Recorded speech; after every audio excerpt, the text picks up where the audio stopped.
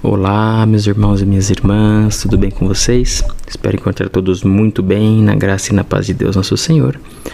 Para quem não me conhece, eu sou Adriano, junto com a minha esposa Caroline, faço estudos voltados à doutrina espírita aqui neste canal, Vida em Oração.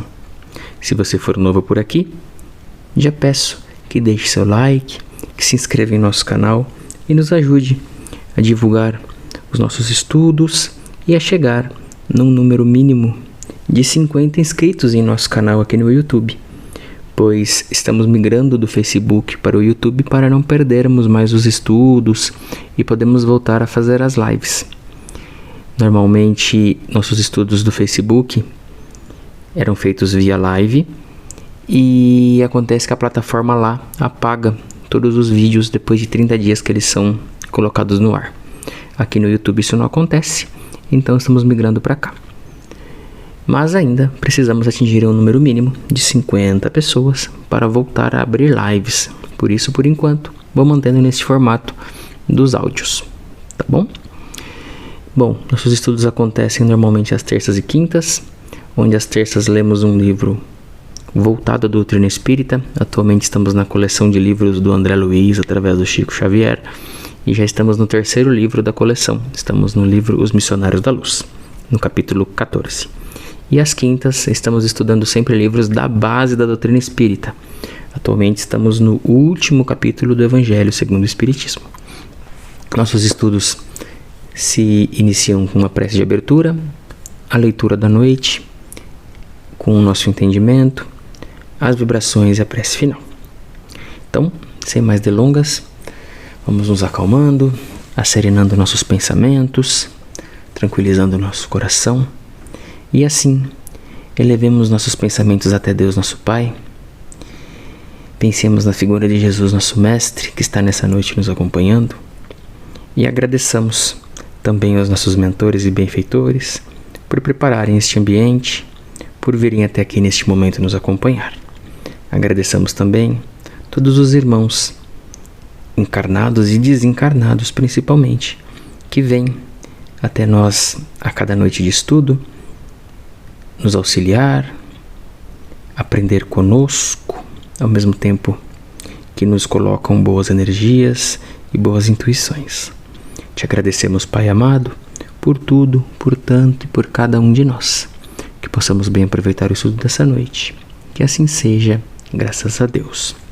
Bom, como eu disse, estamos no capítulo 14 dos Missionários da Luz, onde o André Luiz está trabalhando ali, está acompanhando a gestação da Raquel, logo nos primeiros dias, nas primeiras semanas.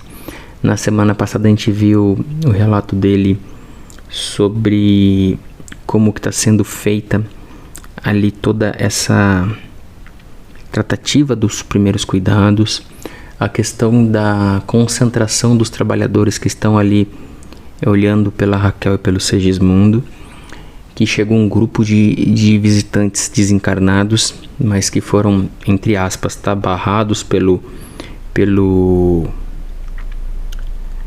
espírito que está organizando ali essa proteção, para que não perturbem e não distraiam sua atenção, né? Temos ali algumas explicações legais a respeito da biogenética, a questão um pouco da fecundação, do magnetismo da mãe e do óvulo para com o espermatozoide. Então foi muito interessante. E a gente vai seguir aqui com o relato do André Luiz. Vamos lá. Então. E, noite a noite, penetrei na câmara de trabalho reencarnacionista, aprendendo e cooperando, para melhor conhecer a generosidade dos benfeitores espirituais e a sabedoria de Deus, manifesta em todas as coisas. Depois da vesícula germinal, com a cooperação magnética dos construtores para cada célula, formaram-se os 3 folhetos blastodérmicos, aproveitando-se o molde que Raquel idealizara mentalmente para o futuro filhinho, que foi aplicado sobre o modelo vivo de Segismundo em processo de nova reencarnação. Reparei que os trabalhos dos técnicos espirituais eram em tudo semelhantes aos serviços que acompanhara na sessão de materialização de desencarnados. Tomava-me o concurso do interessado. Valia-se da colaboração de Raquel, que no caso tomava a função de médium da vida. Mobilizavam-se amigos, utilizava-se de recursos magnéticos, requisitava-se o auxílio direto e positivo de Adelino, o futuro pai de Segismundo, como se requeria na sessão o concurso do orientador mediúnico sobre as forças passivas da intermediária. Então ele fala que estão ali trabalhando célula a célula para formar aquele feto, e não só formar, mas também moldar de acordo inclusive com as expectativas da mãe. Então é muito importante que a mãe alimente bons pensamentos, né, boas energias sobre aquela criança que ela está gestando, que ela pense, que ela idealize na cabeça dela um pouco sim do formato, um pouco da aparência física daquele corpinho, porque isso acaba sendo, vamos trazer para o nosso modelo atual, né? Acaba sendo quase como se fosse uma impressora 3D, onde ela formata todo a ideia, e a impressora viva que está dentro da barriga dela imprime essa ideia. E o meu livro, que é um PDF, acabou de fechar sozinho. Mas é muito interessante, né? Eu sei que não é o começo do capítulo, né? Mas logo no começo do estudo já ter esse tipo de informação é muito, muito bacana. A similaridade era completa, apenas com a diferença de que nos trabalhos de materialização dos desencarnados gastavam-se algumas horas de preparação para um ressurgimento incompleto e transitório, ao passo que ali se gastariam 9 meses consecutivos para uma reencarnação tangível da alma, em caráter mais ou menos longo e definitivo. Com o passar dos dias, formava-se o novo corpo de Segismundo, célula a célula dentro de um plano simples e inteligente. Prosseguindo nas observações metódicas, verifiquei que o folheto blastodérmico inferior, obedecendo às disposições do molde vivo, enrolava-se apresentando os primórdios do tubo intestinal, ao passo que o folheto superior tomava o mesmo impulso de enrolamento, formando os tubos epidérmico e nervoso. O folheto médio, assumindo feição especialíssima, dava lugar às primeiras manifestações da coluna vertebral, dos músculos e vasos diversos. O tubo intestinal, em certas regiões, começou a dilatar-se, dando origem ao estômago e às alças de várias espécies, e revelando em seguida determinados movimentos de invaginação interna e externamente. Organizava assim aos poucos as estrias inferiores e superiores, constituídas de pregas, vilosidades e glândulas. O tubo cutâneo começou o serviço de estruturação complicada da pele, ao mesmo tempo em que o tubo nervoso dobrava-se paulatinamente sobre si mesmo, preparando a oficina encefálica.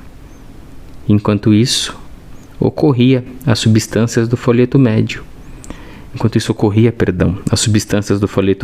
transformavam-se de modo surpreendente. Então ele fala que começou ali o feto a se formar em 3, vamos chamar assim, tá? Não é? Ele em 3 partes, tais como se fossem realmente, para a descrição dele, que 3 folhas, né? E cada uma começou a assumir um formato e uma especificidade, né? Uma começou a ser vai se fazer a questão gástrica, digestiva, a outra a questão de cutânea, muscular, e o outro a parte óssea e nervosa. Então é muito interessante, porque ele está vendo a formação do feto de uma forma que a gente conseguiu ver só muitas décadas depois, com a evolução de toda a aparelhagem, né? Então ele conseguiu passar numa riqueza de detalhe e da forma como ele conseguia descrever na época, né? Tipo de folhetos, né? Então a gente entende que são 3 estruturas diferentes. E dia a dia eram para mim cada vez mais belas as lições que recebia. Observando então por que disposições maravilhosas segmentavam-se o cordão axial em vértebras que abraçam o tubo nervoso na parte superior e o tubo intestinal na zona inferior. O serviço dos espíritos construtores, aliado à dedicação de Herculano, revelava ensinamentos sempre novos. Não seria possível descrever-lhes as minúcias de carinho na construção da nova morada carnal de Segismundo.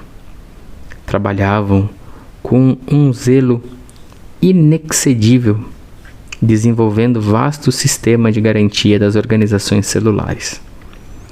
Por vezes, nos pródromos da formação dos órgãos mais importantes, detinham-se em oração, suplicando as bênçãos de Jesus para a tarefa iniciada. E eu observei que sempre que isso acontecia, brilhantes luzes procedentes do alto derramavam-se através da câmara, incentivando-lhes a ação. Olha que interessante, né? A equipe espiritual ela atua tão fortemente que ele foi vendo ali a formação das vértebras, da como é que chama? Medula espinhal, né? E a parte de toda a formação intestinal, que se considerar o intestino um órgão só, ele é o maior órgão do corpo em extensão, né? Então ele é um dos que mais se demora a ser formado, né? E é um das mais importantes, tudo mais. E ele fala que quando era a parte das formações de órgãos mais importantes, né, os pródromos é início, né? Os espíritos construtores, se detinham em oração, pedindo auxílio a Jesus. E esse auxílio vinha através de luzes brilhantes que incentivavam a ação deles. O trabalho assumia características de uma verdadeira revelação divina. Para fixá-lo em particularidades, seria preciso esquecer a finalidade doutrinária de nossas singelas observações, resvalando então para o campo da técnica propriamente dita. Esse esforço descritivo esse que tem sido objeto de longas considerações dos tratadistas do assunto e que devem servir ao investigador de puras informações de ordem material nos setores da inteligência. Então ele fala que ele tem detalhamentos que para dar ele teria que abandonar um pouco o caráter explicativo da doutrina, né, da questão divina, por assim dizer, para entrar num caráter muito técnico. A primeira célula da fecundação estava transformada num verdadeiro mundo de organização ativa e sábia. O embrião revelava-se notavelmente desenvolvido. Na parte anterior, o tubo intestinal dava origem ao esôfago, enquanto que o intestino, com as suas disposições complexas, situava-se na região posterior. Internamente, fizera-se nele perfeito serviço de pregueamento, salientando-se que na zona inferior se formavam pregas e velosidades, e na parte exterior se organizavam saliências que, por sua vez, pouco a pouco, se convertiam em glândulas diversas. Prosseguia rápida a formação dos vários departamentos cerebrais, a preparação das glândulas sudoríparas e sebáceas, os órgãos autônomos, os vasos sanguíneos, os músculos e ossos. No 20º dia de serviço, Apuleio mostrava-se muito satisfeito. Informou-me que o trabalho básico estava pronto. Alguns cooperadores poderiam até mesmo afastar-se. Para a continuidade da tarefa, bastariam 2 deles, associados ao esforço contínuo de Herculano. Nesse dia, a futura forma física de Segismundo, acomodada no líquido amniótico, proporcionou-me perfeita impressão de um peixe. Não faltavam para isso nem mesmo as reentrâncias branquiais que se revelavam no feto com exatidão absoluta, falando-nos do serviço de recapitulação em curso e das reminiscências das velhas épocas de nossa passagem pelas correntes marinhas.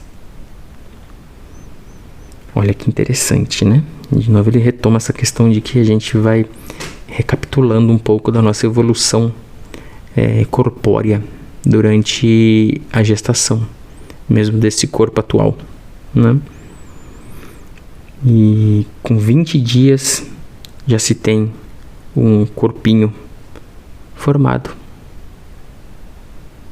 né? Não são 2 meses, como muitos querem fazer valer aí, 2, 3 meses.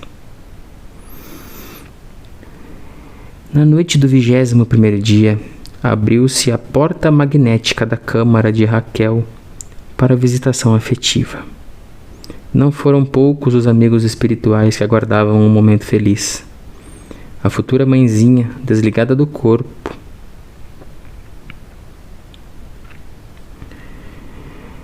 pela doce influência do sono, sentia-se aliviada e quase ditosa. Apuleio e os companheiros, bem como Herculano, foram cumprimentados com alegria e emoção.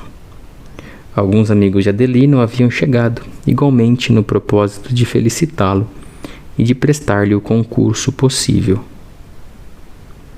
Notei que Segismundo fora igualmente aliviado. Os fios tenuíssimos que ligam os encarnados ao aparelho físico, quando em estado de temporária libertação, prendiam-no também na organização fetal. À medida que Raquel se afastava, ele também podia se afastar, não lhe sendo, porém, possível abandonar a companhia maternal. Raquel asilava-o nos braços carinhosos enquanto sorria. Ali conosco, fora do meu querido PDF que fechou de novo, gente. Então, à medida que Raquel se afastava, ele também podia se afastar, não sendo, porém, possível abandonar a companhia da mãe. Raquel asilava-o nos braços carinhosos enquanto sorria, ali conosco, fora do campo material mais denso. E meu PDF fechou mais uma vez, então a gente vai encerrar o capítulo por aqui, gente. Não vou parar por aqui, porque ele não está a fim de ajudar. Mas vocês viram que interessante, né? Até o 20º dia, o serviço da equipe espiritual está firme. A partir do 21º dia, eles já permitem, vamos dizer assim, uma certa folga para a mãe, para o filho, né, para a criança.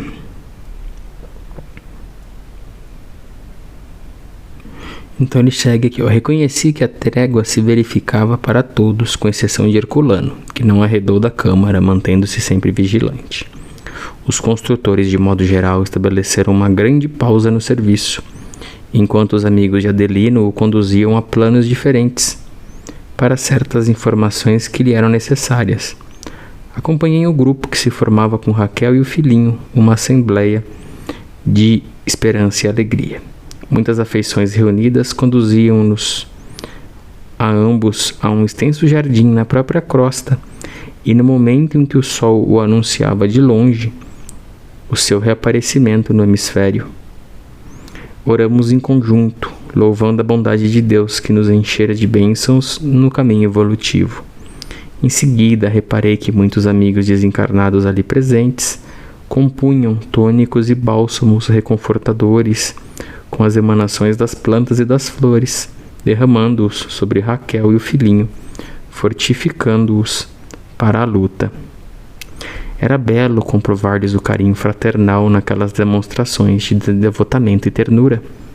Aprendia, extasiado, mais uma lição na esfera espiritual. Assim como as aves viajoras que sabem buscar longe a penugem suave para o ninho e o precioso alimento para os filhotinhos recém-nascidos, a alma das mães devotadas e carinhosas sabe atravessar grandes distâncias à procura de elementos cariciosos para a formação do ninho de carne em que um filhinho bem-amado deve renascer. Então eu vou agora sim parar neste ponto. Espero que vocês estejam gostando. É muito interessante saber que a gente recebe o auxílio não só dos espíritos construtores, como também das pessoas que têm afeição por nós, pelos pais, pela própria criança que está se formando ali, né? É muito bonito entender que esse carinho, que essa ajuda, que esse amor, ele se multiplica e vem de diversas frentes, não só do pai e da mãe, né? Vem de diversos lados. Isso só mostra o quanto Deus, nosso Pai, é misericordioso e permite, né, que através desses verdadeiros mensageiros do bem, uma gestação possa ser bem acompanhada e bem guiada. Bom, então é isso, gente. Espero que estejam gostando dessa narração aqui do André Luiz sobre todo um processo reencarnatório, como isso é tão bem conduzido, é tão delicado, é tão precioso para a espiritualidade.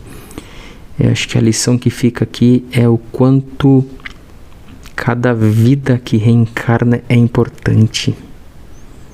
Como uma preciosidade a oportunidade que Deus nos dá de poder reencarnar. E isso é tratado de uma forma muito carinhosa e muito a sério no plano espiritual. Tá bom? Então vamos assim, cercado de boas energias e bons pensamentos, realizar as vibrações dessa noite, onde mandaremos nossas melhores energias a todos os irmãos encarnados e desencarnados que dela precisam. Peçamos a Deus nosso Pai e vibremos por todos aqueles irmãos que pensamos neste momento, que sabemos estarem passando por as mais diversas dificuldades, para que o amor de Deus chegue até cada um desses corações, lhes aliviando as dores, as tristezas, os sentimentos, e dando a certeza de que Deus, nosso Pai, nunca desampara nenhum de seus filhos. Vibremos também por todos os irmãos que se encontram em situação de rua, sem casa, sem comida, sem uma roupa, sem água, sem ter onde dormir. Que o auxílio chegue através de mãos amigas que lhes auxiliem e direcionem para o melhor. Vibremos ainda por todos os irmãos que estão em cárcere privado, estão encarcerados por terem infringido as leis dos homens e assim se veem obrigados a pagar por essas mesmas leis. Que eles possam pensar um pouco naquilo que fizeram, procurar pensar naquilo que podem fazer de melhor para não caírem mais neste erro. Vibremos ainda por todos os irmãos que estão adoentados, acamados, que estão em hospitais, em casa, em clínicas de repouso, de recuperação e psiquiátricas. Que o amor de Deus lhes permita receber o alívio necessário através das mãos dos médicos, dos enfermeiros e daqueles que querem ajudar. Vibremos também por todos aqueles que nos cercam, encarnados e desencarnados, parentes, amigos, colegas, conhecidos, nossos vizinhos, irmãos de jornada, companheiros de caminhada, irmãos do coração, colegas de trabalho. Que o amor de Deus habite em nós e nos permita ser útil e auxiliar tantos quanto for possível. E assim, Pai amado, mais uma vez te agradecemos. Agradecemos a Jesus, nosso Mestre, por nos acompanhar, e a todos os nossos queridos irmãos, nossos mentores e benfeitores, por todo o carinho, amor e cuidado. Fiquemos assim, meus queridos e minhas queridas, na graça, na paz e no amor de Deus nosso Senhor, porque Deus nosso Pai é bom sempre e a todo momento. Que assim seja, graças a Deus, graças a Jesus. Fiquem com Deus, se cuidem e até quinta-feira com o estudo do Evangelho segundo o Espiritismo.